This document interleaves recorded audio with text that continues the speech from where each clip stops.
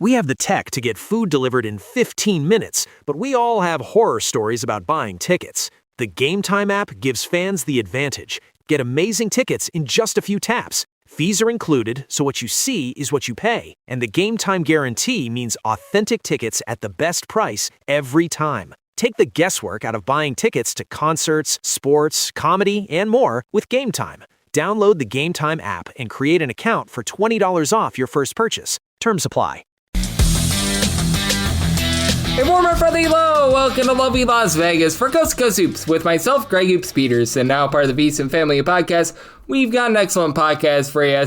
We're going to be joined in segment number 2 by one of our good friends. We're going to be chatting it up with Blake Lovell, who does such great work over at Southeastern 16. Did it before Michigan had the final touches on the title game, but we're going to take a little bit of a look back at what we all learned this season, just what was able to be successful. We'll talk a little bit about what might be helping out some of these SEC teams moving forward as well. What sort of an offseason we're going to be getting as well, because now that the nets have been cut down, now that Michigan has the title, now we go into 2026-27 mode on this podcast, because this podcast does not miss a day. We've went over 2,200 straight days without a missed podcast, so we're going to keep on keeping on, and we're going to be taking a look at what we're going to be getting for the upcoming offseason with the legislation that was handed down by Donald Trump on players finishing their college, shall we say, eligibility within 5 years, getting only one transfer without penalty. So we're going to be diving in a little bit on that, and I'll be diving in a lot on that here in the offseason as well, because,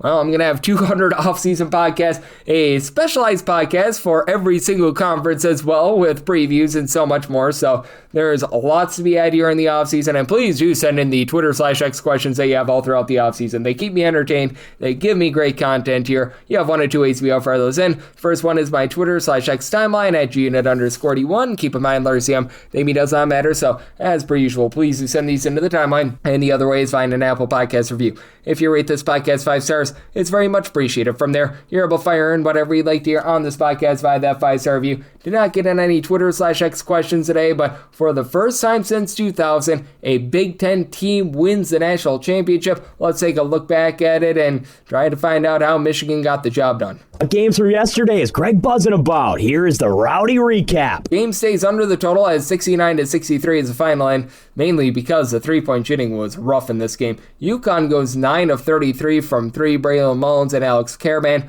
both go 3 of 10 from 3. Mullins 11.7 rebounds. Karaban had a double-double. Third national title game in 4 years from 17 points, 11 rebounds, and for UConn, they do lose the turnover battle in this game, 11-10. They won the rebound battle, 46-39, 22 offensive rebounds for UConn compared to 12 for Michigan. I know there were many people not happy about the fouling situation. UConn 22 fouls, Michigan 13, and that's the way that Michigan, in my opinion, won this game. Michigan overcomes going just 2 of 15 from 3-point range. Yaxel Lendeborg did finish up with 13 points, but you could tell that he was not fully 100% in this game, had just 2 rebounds, but you had Morris Johnson provide a double-double, 12 points, 10 rebounds, did have 3 turnovers, but also had a pair of blocks. Ade Mara, only 8 points and 4 rebounds, so he had a little bit of a pedestrian game, as it was Elia Kadu who stepped up in a very big way. 19 points, did have a few ticky-tack fouls that you'd like to have back, but did a very nice job running the offense, being able to put in there some points. But how Michigan, in my opinion, won this game, they go 25 out of 28 at the free throw line, shot 89% at the free throw line. That's why you trust in good free throw shooting teams. And Trey McKinney off the bench was able to have himself a nice performance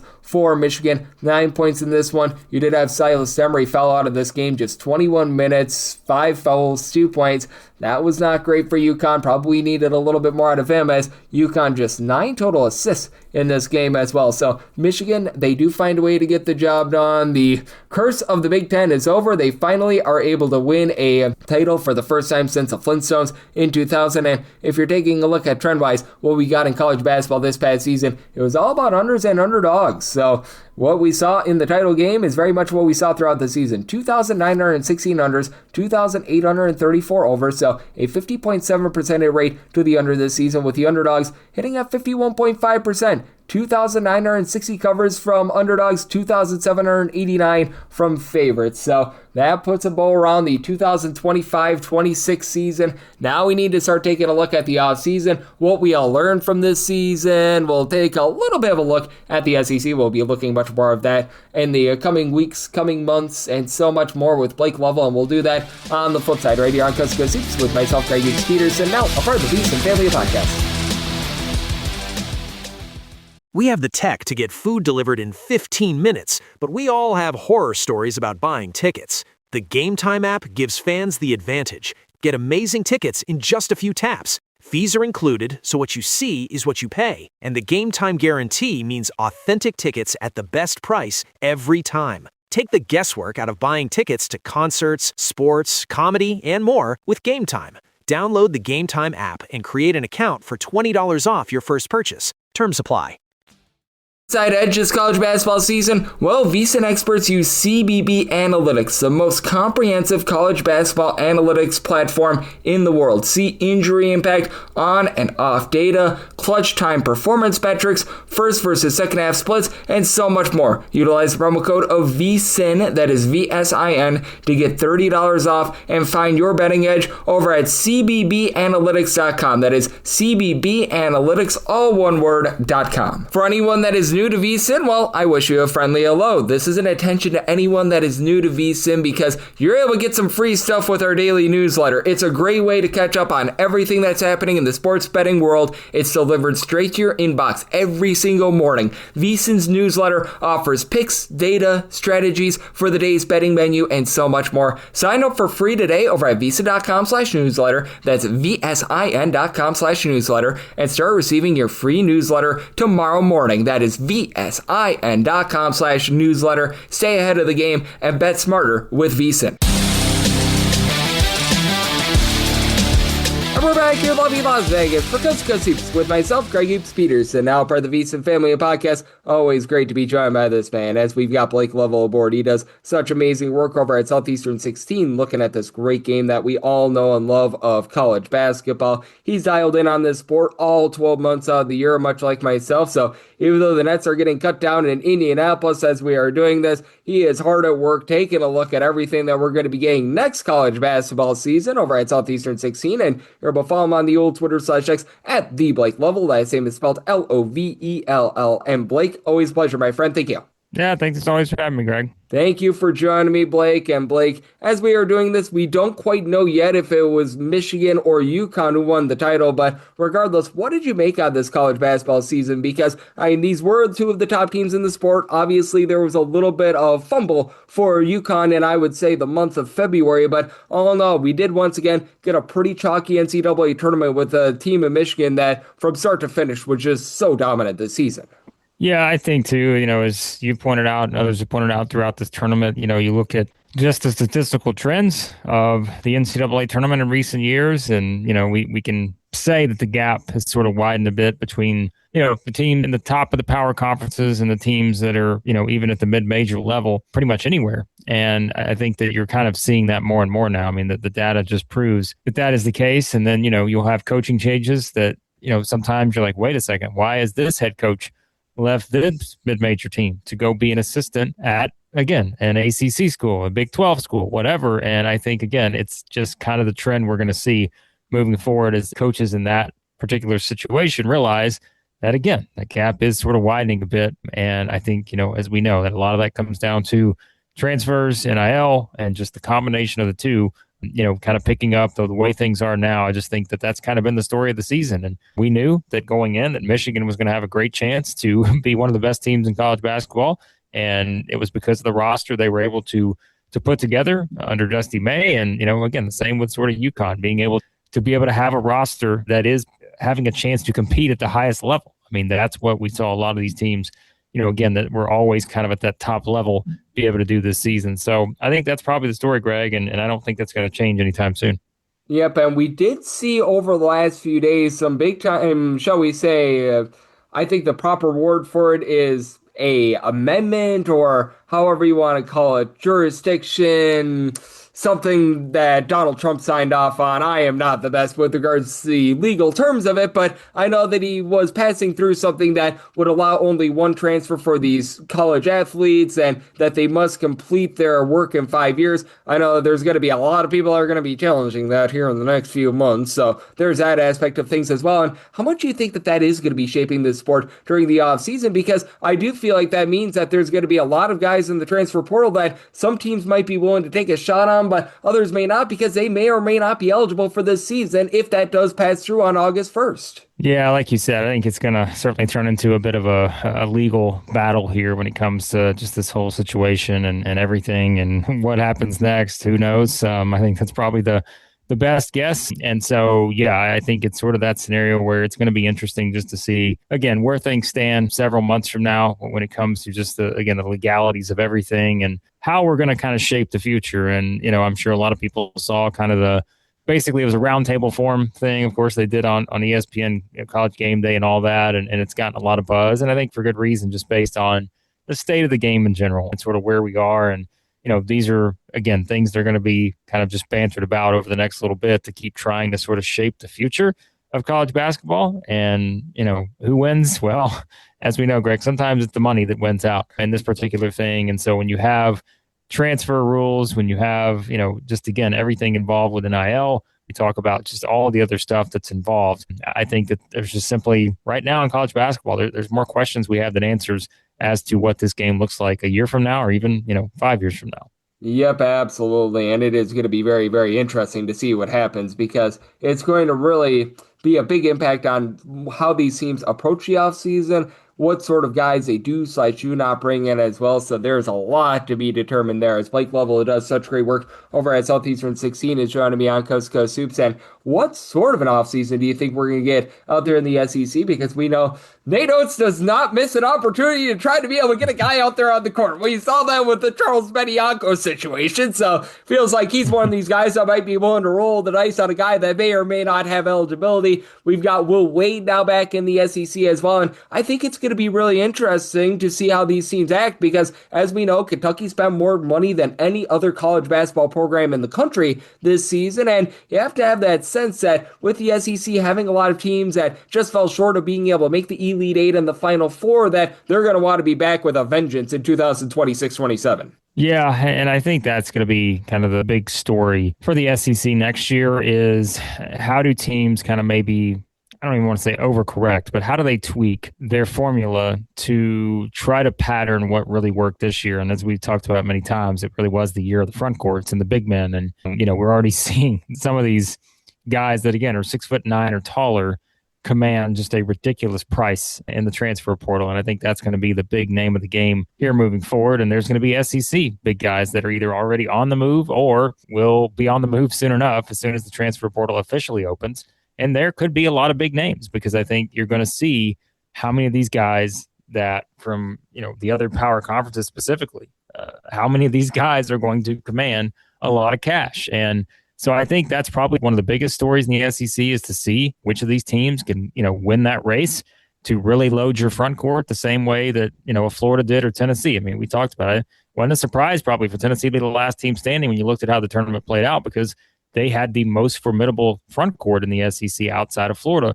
And so I think from that standpoint, to me, that's going to be a big thing to watch here. There are teams also that I think in the SEC, they say it every year, but I always say the great separator when you're playing in the SEC sometimes can be the three-point shot. And this year was one of the best years for the SEC in terms of the conference game percentages from three. I mean, shot 34.5%, which was actually in the top half nationally among conferences. Usually the SEC, Greg, we talk about every year, finishes in that bottom 5, bottom 7, something like that. So this year you had some guys that could knock down the three. I think you're going to see some teams that really are trying to value that, find those type of guys. Tennessee's already landed one, and the kid from Belmont, and we've seen guys in recent years be able to impact the game in the SEC that way. So, I think that's going to be the big focus is you've got to have that elite knockdown three-point shooter, like guys who can make 100+ type threes. There are not many of those out there, but you're chasing those guys, and you're also chasing the big men who can win you the game 5 feet and in at the rim. And so I think those are going to be some of the biggest trends you see in the SEC. And quite honestly, I think that's going to probably apply for a lot of different teams out there. Yep, I do think so as well. And Tyler Lundblade is a man that is going to be going to Tennessee, so that is going to be big for them. And I do think that that is going to be a big impact to be watching for moving forward. And I do think that it's just so interesting what we've seen in terms of these coaching moves. Not a lot in the SEC thus far. Obviously, LSU is a big one. They get Will Wade back in the fold, which we saw the success that they had under Will Wade the first time around, so we'll see how that goes the next time around. But do you think that there might be any other moves made out there with regards to these SEC coaches, or do you think what it is what it is? Because we saw the coaching carousel act very, very quickly this offseason, with the big shocker being North Carolina going with Mr. Malone from the Denver Nuggets, which is not something I was expecting to see on Monday. That was the biggest worry that SEC fans had. You know, we did our show on Monday, and I was saying, hey, if you're an SEC fan right now, and, you know, specifically if you're a Vanderbilt fan, I'd be a little concerned, because you're kind of seeing how the dominoes are falling and all of this. And if it wasn't going to be Billy Donovan, or, you know, I guess we had half of it right, it seemed like it was trending more towards the NBA, because you're like, well, why is North Carolina waiting to this level, you know, again, basically a day before the official transfer portal opens and all this to make this higher. But I think that was going to be the biggest thing that could happen from an SEC coaching carousel standpoint, was if a Mark Byington were to leave for North Carolina, you know, and then you could have had some dominoes fall elsewhere. The bigger ones would have been, what happens if a Dusty May or Tommy Lloyd leaves? Then you're starting that domino from, okay, well, somebody gets Michigan or somebody gets Arizona. And then as those dominoes fall, you could have seen perhaps some of those guys at SEC schools move around a bit. So I think at this point, it seems like we're pretty set, other than just, again, you're going to have some of these assistant hires that are going to be made and are going to be pretty crucial when it comes to trying to figure out exactly what your roster is going to look like. So I think that's going to be one of the biggest sort of storylines with the SEC, is that there's a lot of continuity now. And like you said, and it's funny because, like, you know, the one significant move that is made is someone coming back to the conference who was just here. So it's kind of one of those where Will Wade comes in and you look at the rest of this coaching roster and it's still very strong. And I think that it's only going to, you know, be another competitive offseason when these guys are trying to land some of these transfers. And quite frankly, I don't think the SEC did a great job of that last year. They were having trouble competing with the likes of Michigan and all these other teams that just simply kept hitting on these top transfers. And you would see some SEC schools like Kentucky and so forth swing and miss. So is that going to be a story again? If it is, then you could have the same results for the SEC next season. Yep, and I do think that is going to be really interesting to look at moving forward. We've got so much to take a look at here in the offseason, and Blake, I know that you're going to have your finger on the pulse of it all. We're going to be seeing a lot of transfers. We'll see if these guys are going to be eligible or not. There's a lot of question marks now with that regard, and I know you're going to try to sift through it all as much as you can, as well as I will, and hey, the good news is we've got about 200 days to be able to figure it out. So let the good people at home know it's all on tap for you and how people can follow along on social media and other platforms. Yeah, I always appreciate it, Greg. Yeah, check us out, all of our SEC stuff over at Southeastern 16. Of course, we've expanded doing more college basketball stuff on a national level also, so you can check that out, Southeastern 16 on YouTube, and everything else. Yeah, follow me on Twitter/X at @TheBlakeLovell. And Blake does such an amazing job taking a look at this great game of college basketball all throughout the season. Every single time he joins me, he learns such great insights, and he did so once again today. So big thanks to Blake for joining me on Coast to Coast Hoops, now part of the VSiN family of podcasts. And coming up next, how about if we do take a look back at the fact that Mark Malone takes the North Carolina job, and I'll give you guys just a little bit of a primer to the offseason right here on Coast to Coast Hoops with myself, Greg Peterson, now a part of the VSiN family of podcasts.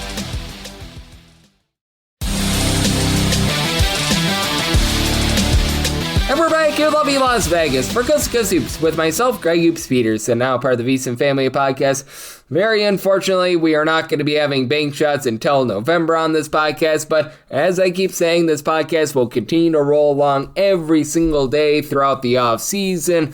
We're going to need to get a little bit of clarity as to what's going to be happening in the transfer portal. We saw the, shall we say, piece of legislation, I believe is the proper term, that was handed down by Mr. Donald Trump with regards to what is happening with these transfers, the fact that you have to finish up school within 5 years, you only get one free transfer before you need to sit out. There's going to be a lot to do with that in the next few months, and I'm going to get you guys a bunch of guests that know much more about the legal system than I do to talk about that. I went to UW Oshkosh for radio, TV, film because I tried to not get involved with, shall we say, the more difficult things like math, fancy documents, and things like that. I just like to watch sports. So we are going to bring on more educated people on that than I currently am. So we're going to be certainly diving in on that, looking at all these coaching moves, what have you. And we we did see one big piece of news in college basketball on Monday, the fact that Mark Malone is going to be taking over to the North Carolina job. And I do think that this might work out better now than it would have, say, 5 years ago, because teams are operating a little bit more like pro teams. Now you've got a general manager in place, but look no further than North Carolina, the way that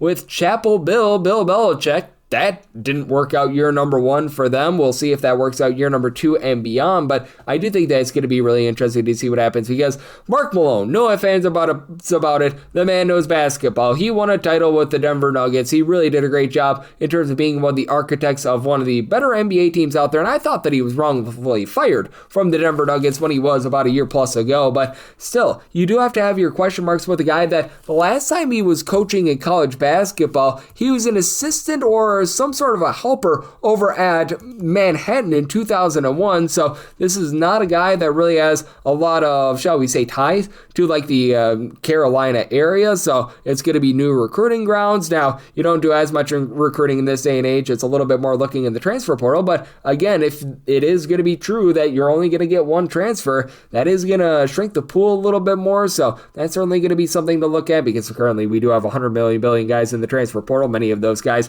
are transferring for a second time, third time, as this is going to be taking form, the legislation, on August 1st. So we'll need to see if those guys are going to be grandfathered in or not as well. So there's going to be a lot that we're going to need to be able to sift through, because there's a lot that has happened over the last few days as well. But for Mark Malone, can he be successful in North Carolina? I do think so, but at the same time as well, I do think that this could be a move that very much backfires as well. How many times have we seen the former, shall we say, a professional just go down to the college ranks and not have a lot of success? Like, I look at Mark Dunleavy Sr., he was trying to coach over at Tulane a few years ago. That was one that really hasn't worked out. Now, Larry Brown was obviously able to win a title at both college and pro. He's one of those guys that I think that he might be able to coach absolutely anywhere. Like, he was actually doing a solid job over at SMU before they were in the ACC. So, I mean, that was one guy that just really knew basketball. He was able to do a great job there. Typically, you just see the opposite, though. You see the college coach jump up to the pros, like we've seen with Billy Donovan. You go back in the day to Rick Pitino, way back in the day, but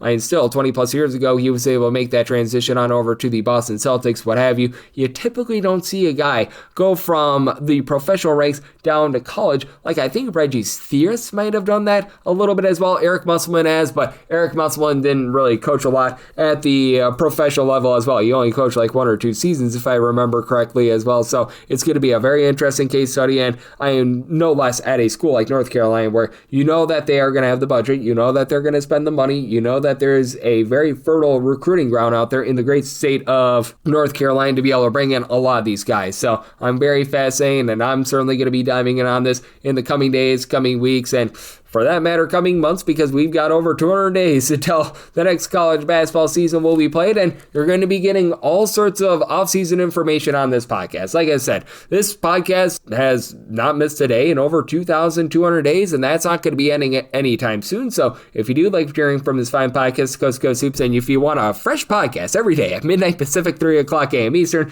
you're able to subscribe wherever you get your podcasts: Apple Podcasts, Google Play, Spotify, Stitcher, and TuneIn. If you have a question, comment, segment idea, what have you, for this podcast, and I beggeth thee, I pleadeth thee, please do send these in to the timeline at @GUnit_81. Keep in mind, letters EM, they mean does not matter. So, as per usual, please do send these into the timeline, and the other way, that is find an Apple Podcast review. If you rate this podcast 5 stars, it's very much appreciated. From there, you're able to fire in whatever you'd like to hear on this podcast via that 5-star review. Like I said, will be with you guys every single day with picks and analysis on every single game, every single day. Big thanks to Blake Lovell, who does such great work over at Southeast 16, for joining me in segment number 2, and I'll be back with you guys once again tomorrow. Thank you.